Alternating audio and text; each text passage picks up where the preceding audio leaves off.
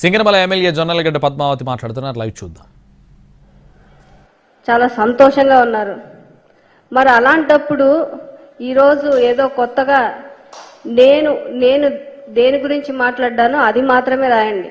దాన్ని మీరు పార్టీకి జగనన్నకి ఆపాదించకూడదని చెప్పి నేను మీకు సీరియస్గా వార్నింగ్ ఇస్తున్నా. దట్టు ఈరోజు నేను ఇంకొకళ్ళు ఇలాగా వచ్చి ఏదన్నా విషయాలు అంటే వాళ్ళ కాన్స్టిట్యున్సీ విషయాలు కావచ్చు, ఏదన్నా విషయాలు ముందుకొచ్చి మాట్లాడడానికి కూడా భయపడే విధంగా అంటే దాన్ని పెద్ద వైరల్ చేసేదో చాలా పెద్ద తప్పు చేసేస్తారు. అంటే ఓపెన్ గా వచ్చి మాకు ఈ కష్టం ఉంది, నేను మాట్లాడాలనుకుంది, నేను కన్వే చేయాలనుకుంది నా నియోజకవర్గ ప్రజలకి మనం కలిసికట్టుగా పోరాడుకుందామని చెప్పి నా నియోజకవర్గ ప్రజలకు పిలుపునిచ్చా. నేను అలాగే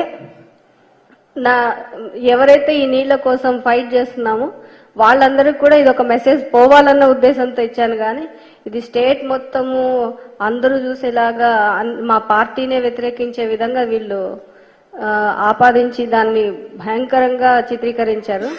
నాకు నిజంగానే చాలా బాధగా ఉంది. అంటే మీడియాలో కూడా ఒక ఎస్సీ మహిళ వచ్చి మాట్లాడితే ఎల్లో మీడియా ఇంత అంటే పాయింట్ అంతా డైవర్ట్ చేసేసి ఇంత వాళ్ళ స్వప్రయోజనాల కోసము వాళ్ళేదో చంద్రబాబుని టీడీపీని వాళ్ళేదో బాగుపరచుకోవడానికి జగనన్న వాల్యూ తగ్గించాలన్నట్టు చూస్తా ఉన్నారు. జగనన్న మీరు తగ్గిస్తే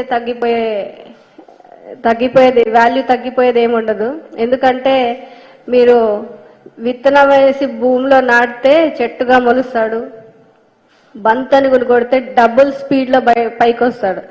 సో మీరు ఎన్ని చేసినా ప్రజలకి ఎవరు మంచి చేశారనేది ఈరోజు మన రాష్ట్రంలో అందరికీ తెలుసు.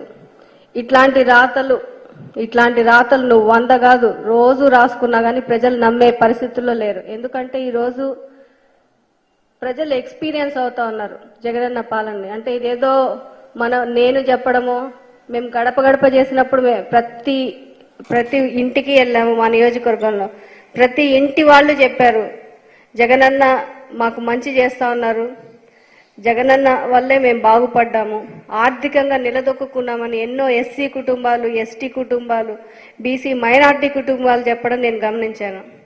మరి అలాంటప్పుడు ఏ రోజైనా మీ మొత్తం అంటే చంద్రబాబు నాయుడు చెప్పుకుంటా అంటారు కదా 14 ఏళ్ళు అని చెప్పి 14 ఏళ్లలో